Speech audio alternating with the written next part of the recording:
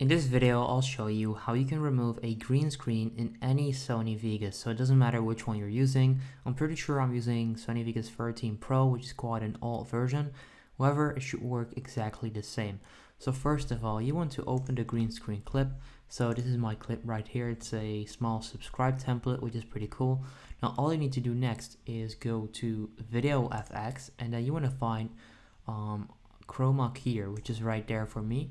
So pretty much find this effect right there, chroma key, and then you can use the default one or the green screen. I prefer using default and then fixing it up, because otherwise, if you use the green screen one, sometimes it doesn't work properly because there are a few different colors within green, if that makes sense. But all you need to do is select the default one, then drag that onto your clip. You'll then find this. All you need to do is click on color, click on this select like pen icon, and then click somewhere on your green background, and there you go. So that's how you can get rid of the green screen.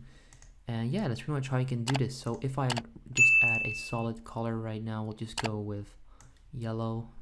Beneath that, you'll see that this does actually work. If I just mute this and then play this, you'll see that it actually works.